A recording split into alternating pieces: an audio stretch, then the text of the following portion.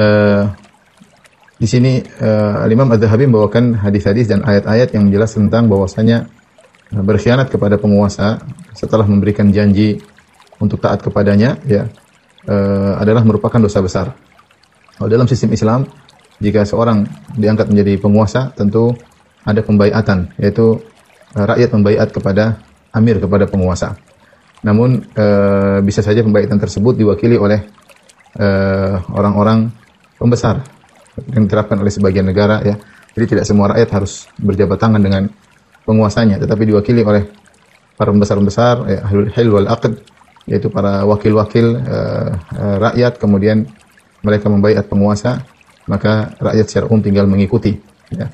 Dan seorang muslim berusaha untuk memiliki ketaatan kepada pemimpinnya, sebagaimana datang dalam hadis kata Nabi sallallahu alaihi wasallam, ya, man mata wa laysa fi unuqihi bai'atun mata mitatan jahiliyah. Barang siapa yang meninggal sementara di lehernya tidak ada baiat, maka dia akan mati seperti matinya jahiliyah, seperti matinya jahiliyah, yaitu orang-orang dahulu sebelum diutus Nabi Muhammad sallallahu alaihi wasallam, orang-orang Arab jahiliyah mereka senang untuk hidup merdeka tanpa ada yang menguasai mereka, dan mereka suka untuk tidak dikuasai oleh siapapun, sehingga akhirnya mereka sering bertikai, sering berperang, saling bunuh-bunuhan di antara mereka. Setiap orang memegang kepalanya sendiri. Dia tidak mau diatur oleh orang lain. Ini sifat dasar orang-orang Arab jahiliyah ketika itu. Maka kemudian datang Nabi SAW menyatukan mereka di bawah kepemimpinan Nabi SAW, dan Nabi menyampaikan tentang pentingnya persatuan dan hal-hal yang bisa memecah belah persatuan. Di antara bentuk memecah belah persatuan atau menjadikan kemaslahatan menjadi kacau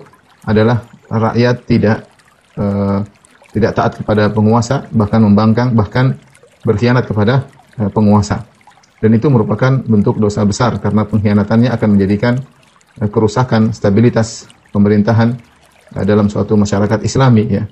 Oleh karenanya datang hadis-hadis sangat banyak yang memerintahkan untuk taat kepada penguasa dan dilarang untuk membangkang atau berkhianat kepada penguasa, ya. Dan setiap rakyat harusnya memiliki baiat di lehernya untuk taat kepada penguasa, tentunya selama pada yang ma'ruf, sama pada yang ma'ruf, ketaatan yang mendatangkan kemaslahatan.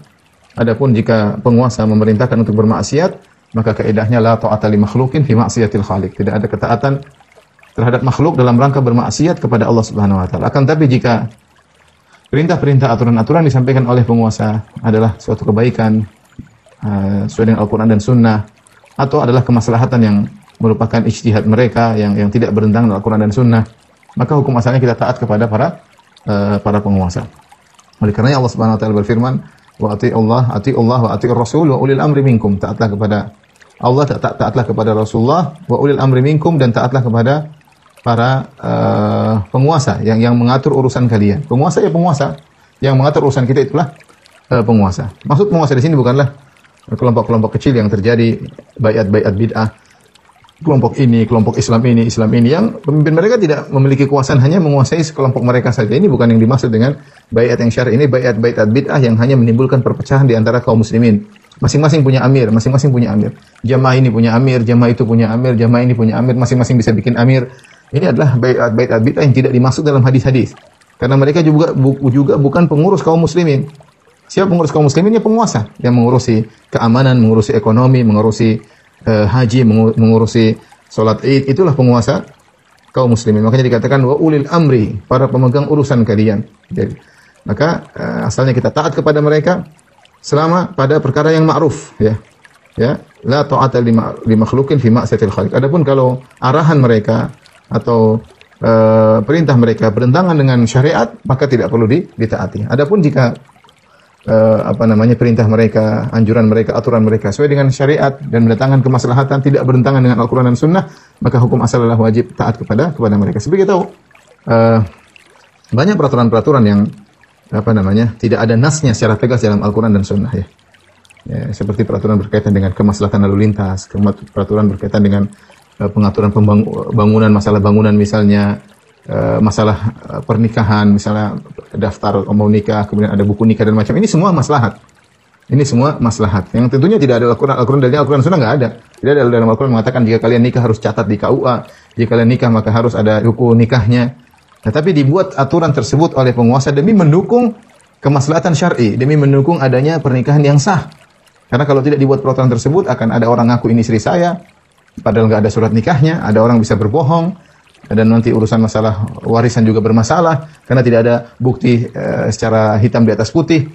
Oleh karenanya, aturan-aturan yang dibuat oleh penguasa atau pemerintah yang tidak bertentangan Al-Quran dan Sunnah, maka hukum asalnya wajib bagi seorang Muslim untuk taat kepada aturan tersebut, agar dia tidak meninggal di atas seperti matinya jahiliyah yang hidup bebas tanpa ingin ada yang mengatur sama sekali. Ya. Makanya saya katakan hadis-hadis ini datang dalam banyak hadis ya. Rasulullah sampaikan terutama dikumpulkan oleh Imam Muslim dalam Kitabul Imarah, dalam Sahih Muslim. Kalau kita baca betapa banyak hadis-hadis yang tegas dalam hal ini. Karena masalah ketaatan kepada penguasa ini perkara yang sangat penting berkaitan dengan stabilitas berjalannya suatu negara. Kalau semua rakyat membangkang, semua rakyat tidak rusaklah suatu negara tersebut. Tidak ada penguasa akhirnya jadi kacau, jadi carut marut, dikuasai oleh negara lain, diperbudak oleh negara lain dan macam-macam. Ada kemudaratan yang timbul sangat besar. Ya, tentu saya katakan kita taat kepada yang ma'ruf, yang tidak ma'ruf nggak usah taat. Disuruh mencuri, disuruh berzina, disuruh yang haram jangan taat, tapi bukan berarti membangkang, bukan berarti memberontak ya. Ya, tidak taat pada satu perkara bukan berarti kita harus mengangkat pedang kemudian melakukan pemberontakan, membuat stabilitas tidak aman. Ini yang harus diperhatikan oleh seorang yang cerdas, bahwasanya namanya kehidupan adalah ujian ya. Kita jangan sampai kita harus bersabar dalam kondisi yang ada ya. Kalau ada keputusan penguasa misalnya tidak sesuai dengan syariat, tidak sesuai dengan yang kita inginkan, ya kita bersabar tanpa harus kemudian ikut memprovokasi agar terjadi pemberontakan, terjadi hal-hal yang merusak stabilitas keamanan.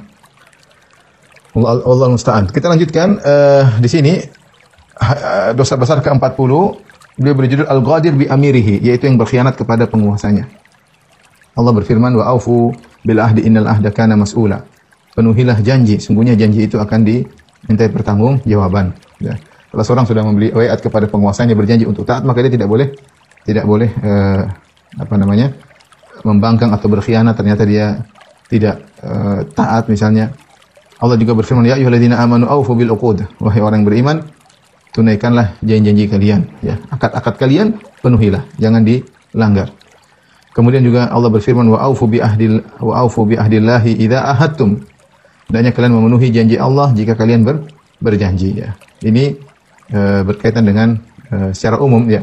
Saya katakan tadi bahwasanya pada dasarnya setiap rakyat membaiat kepada penguasanya. Namun pada prakteknya tidak seluruh harus berbaiat, cukup diwakili oleh pembesar-pembesar dari masyarakat membaiat penguasa. Adapun rakyat secara umum hanya ngekor mengikuti, dan jika dia seorang warga negara yang baik, tentunya dia berusaha untuk menjaga stabilitas keamanan negara, dia berusaha untuk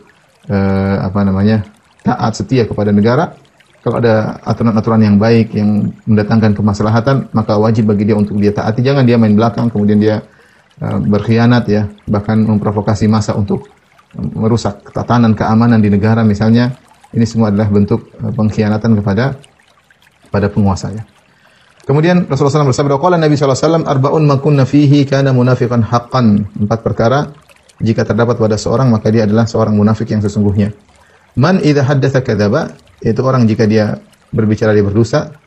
4 perkara tersebut adalah ciri orang munafik. Yang pertama, kalau berbicara berdusta. Wa idza tumina khan, kalau diberi amanah dia berkhianat. Wa idza ahada ghadara, kalau dia sudah buat perjanjian dia ternyata berkhianat, itu dia curang, dia mengingkari. Wa idza khasama fajar, kalau dia berselisih, bersengketa, maka dia licik. Fajar, dia licik.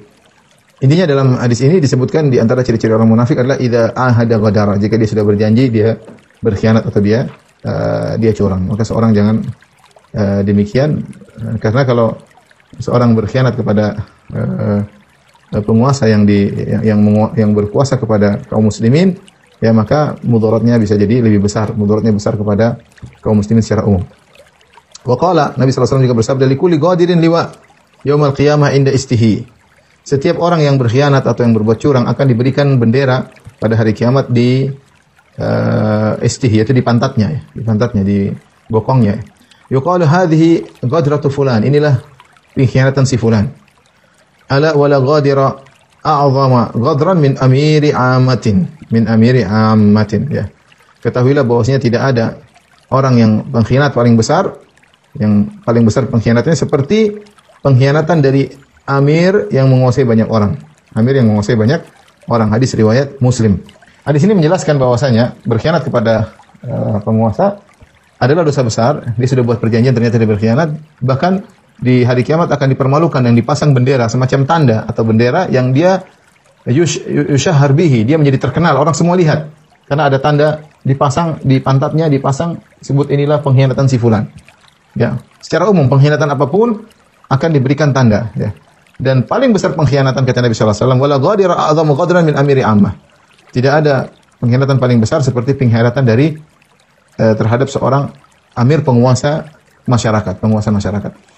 Ada dua tafsiran di kalangan para ulama tentang tidak ada pengkhianatan paling besar seperti pengkhianatan dari penguasa masyarakat umum. Penafsiran pertama, artinya penguasa yang berkhianat kepada masyarakat. Dia sudah janji seperti ini, dia sudah akan melakukan demikian, janji banyak dia pasang, dia ternyata dia menyelisihi. Dia menyelisihi semua janji-janji yang dia sampaikan kepada masyarakat. Berarti dia telah berbuat ghadar, ya.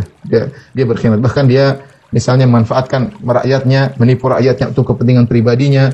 Maka ini tidak ada pengkhianatan yang lebih besar seperti pengkhianatan penguasa yang seperti ini, ya. Memanfaatkan masyarakat untuk kepentingan pribadinya, untuk kekayaan pribadinya, untuk kekayaan keluarganya.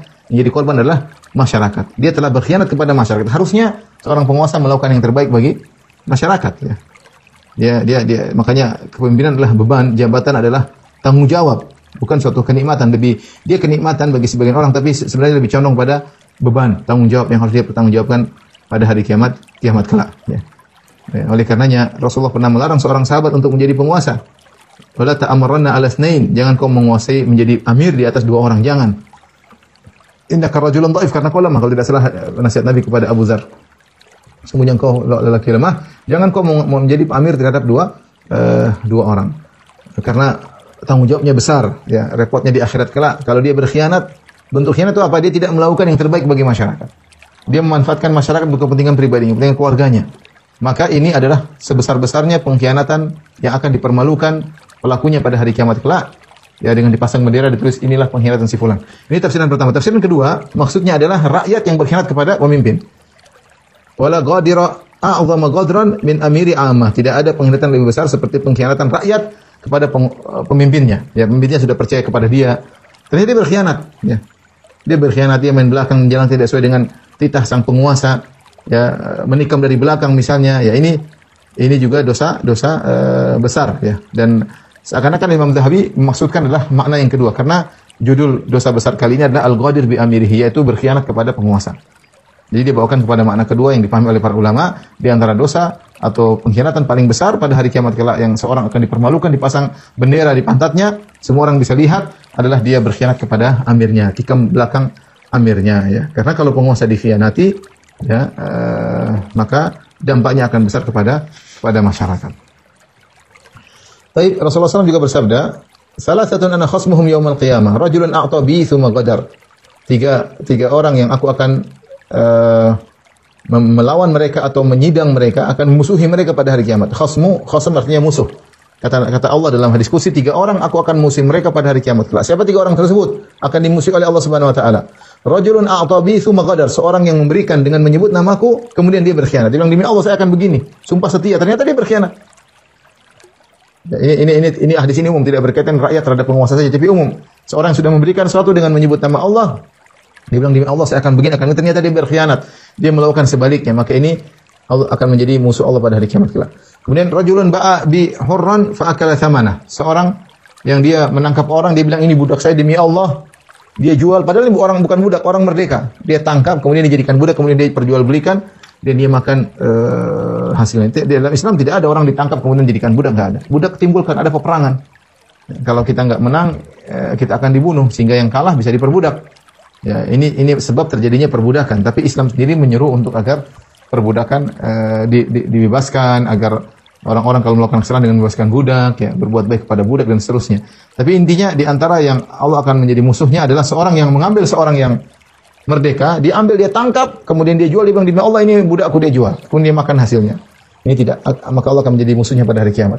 Kemudian yang ketiga, rajulun ista'jara ajiran fastawfa minhu wa lam yu'ti ajrah. Seorang yang menyewa seorang pegawai atau seorang pekerja, kemudian pekerja tersebut bekerja dengan sesuai dengan akad, ternyata dia tidak dikasih gajinya. Ini bentuk yang dimurkai oleh Allah, orang tersebut akan dimusuhi oleh Allah pada hari kiamat. Jadi orang ini tidak akan berhadapan dengan orang-orang tadi, tapi dia langsung berhadapan dengan Allah. Allah yang akan memusuhinya pada hari kiamat kelak. Orang ketiga tadi dia sudah nyewa orang pekerja, disuruh kerja dengan baik, ternyata gajinya tidak dikasih. Intinya di sini menjelaskan tentang di antara musuh Allah adalah orang yang telah memberi janji kemudian dia berkhianat. Hadis berikutnya kata Al-Imam Al-Zahabi rahimahullah taala, wa qala sallallahu alaihi wasallam bersabda, "Man khala ayadan min ta'atin laqiya Allah yaumil qiyamah wa la hujjata lahu."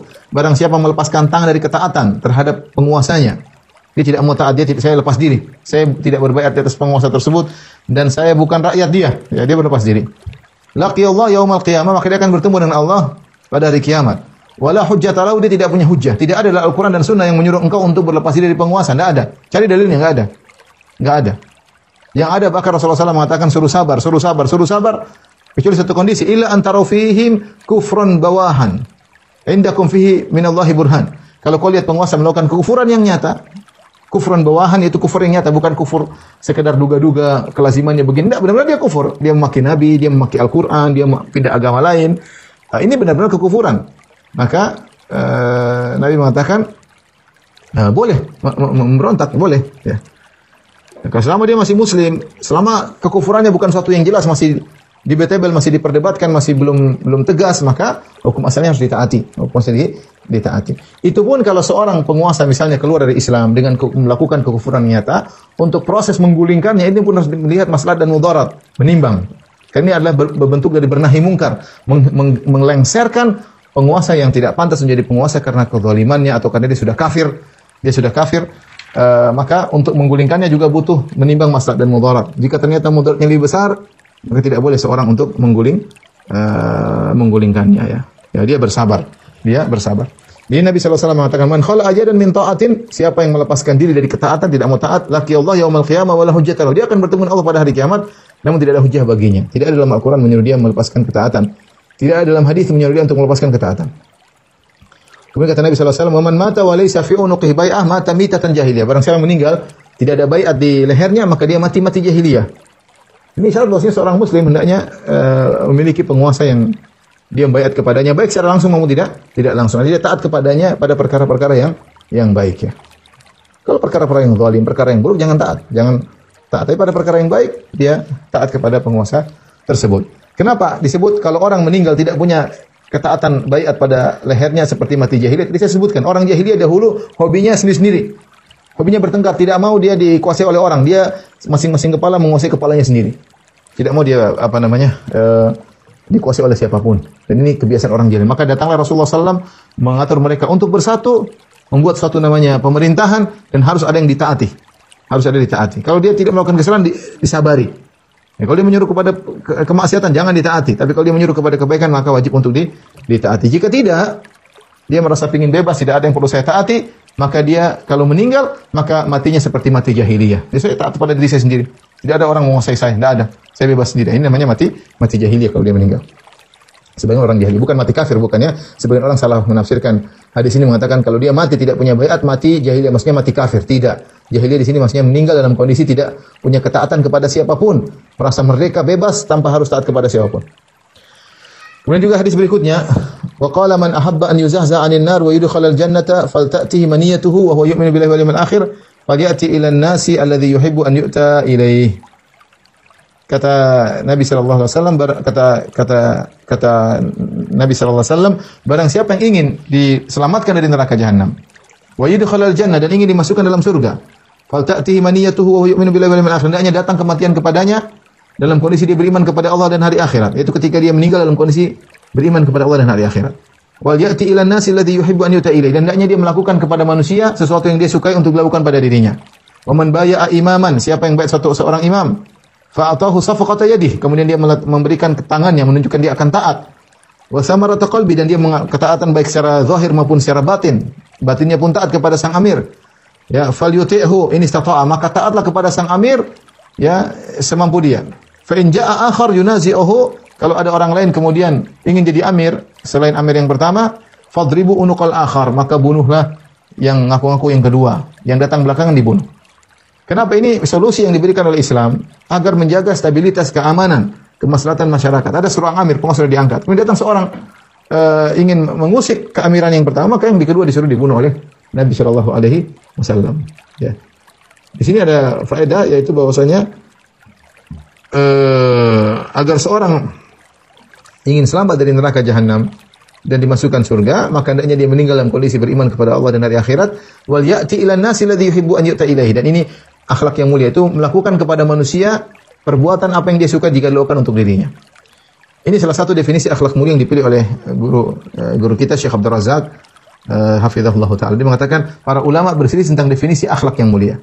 Tapi di antara definisi nabawi yang disebut oleh Nabi tentang akhlak yang mulia adalah dalam hadis ini, wal ya'ti ilan nasi alladhi yuhibbu an yu'ta ilaihi. Hendaknya seorang melakukan kepada masyarakat apa yang dia suka dilakukan untuk dirinya. Contohnya gini, kalau dia ingin tahu bagaimana yang berbuat baik kepada orang tua, apa yang dilakukan? Bayangkan dia jadi orang tua. Kalau dia jadi orang tua, kira-kira apa yang disukai oleh anaknya kepada dia? Dia ingin anaknya telepon dia tiap hari, dia ingin anaknya pijit kakinya, dia ingin anaknya beri hadiah. Maka lakukanlah terhadap orang tuamu dengan kau membayangkan seandainya kau berada jadi di posisi manusia. Karena akhlak mulia adalah melakukan kepada orang lain suatu perbuatan, suatu sikap yang engkau suka dilakukan pada dirimu. Apa akhlak mulia terhadap istri? Bayangkan Anda menjadi istri, kira-kira apa yang Anda sukai? Kalau jadi istri, saya ingin suami saya baik, suami saya belikan saya perhiasan, suami saya ngobrol sama saya sebelum tidur, suami saya elus-elus kepala saya. Maka lakukanlah.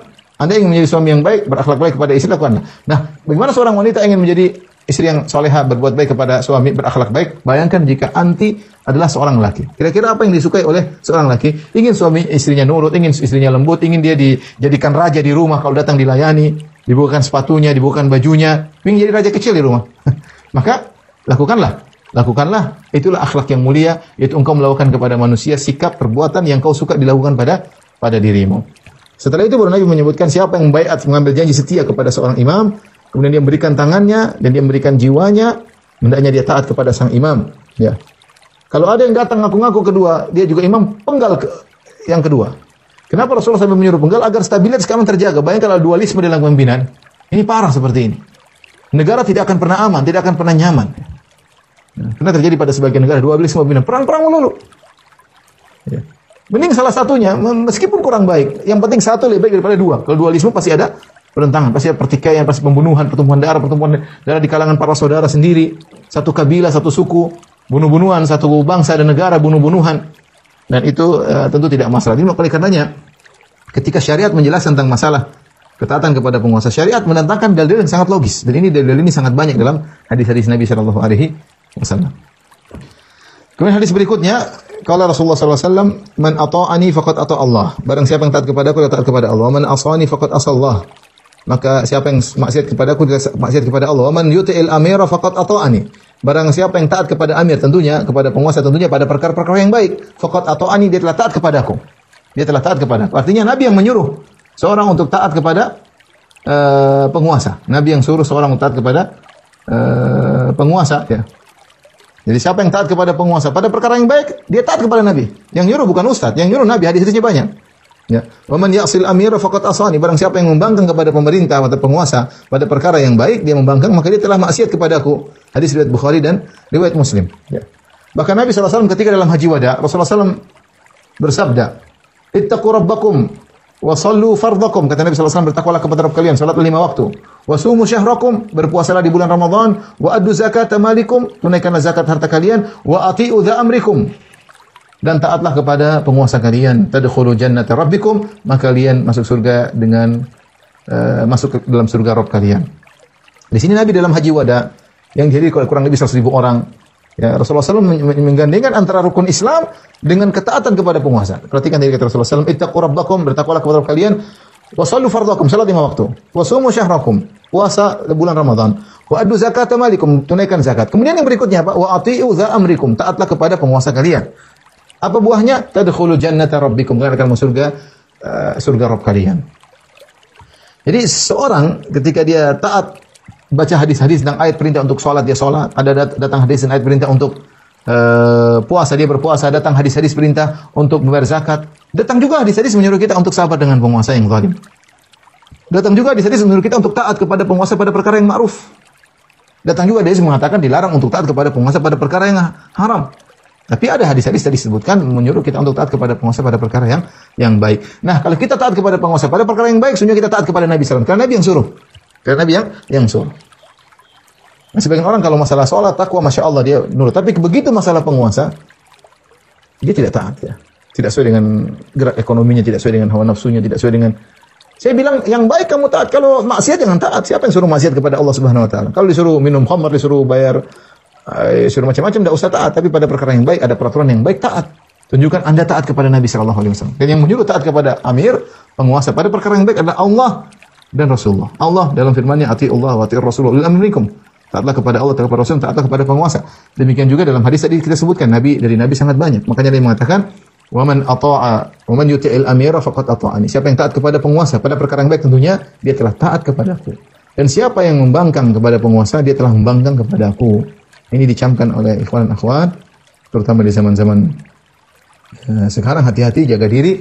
Seorang menjalankan hadis-hadis Nabi Shallallahu Alaihi Wasallam yang baik dia kerjakan, kalau nggak baik haram dia tinggalkan. Hadis berikutnya, waqala man kariha min amiri syai'an falyasbir. Siapa yang melihat dari penguasanya perkara yang dia tidak suka, ya, falyasbir, maka sabarlah.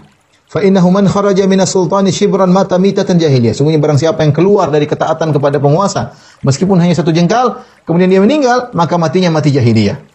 Ya sudah kita sebutkan berulang-ulang. Kenapa disebut mati jahiliyah? Karena orang jahiliyah hidup tanpa ada baiat yang dia tidak ada janji setia. Dia merasa tidak ada penguasa, dia bebas melakukan apa yang dia kehendaki. Islam mengajarkan tidak. Anda sebagai rakyat Muslim, Anda harus punya penguasa.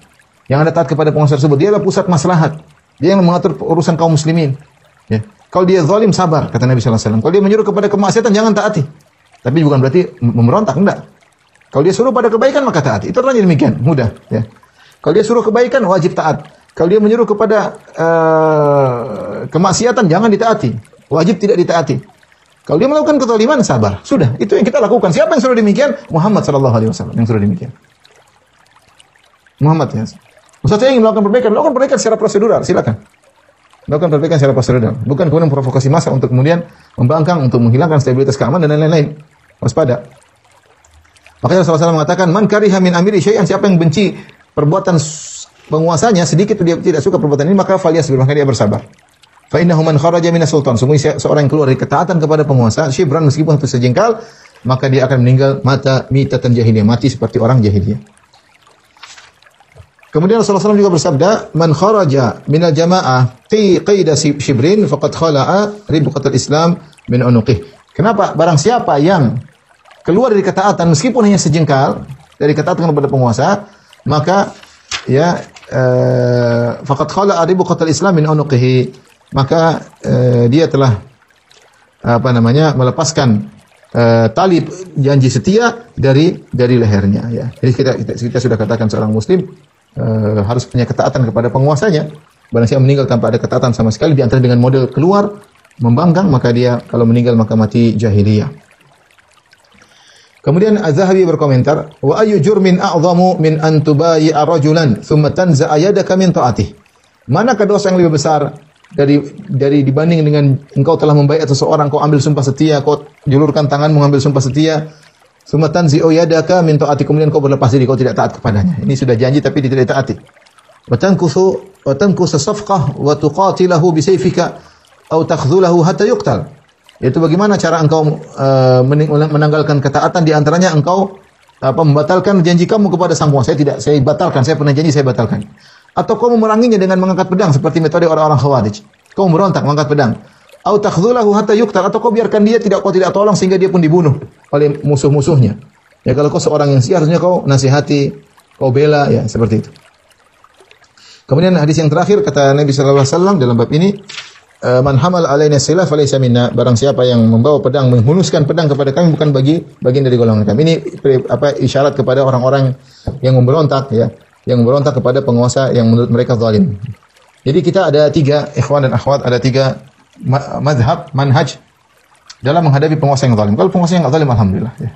Kalau penguasa kemudian menyampaikan aturan-aturan yang membangun, yang bermanfaat, maka kita wajib taat.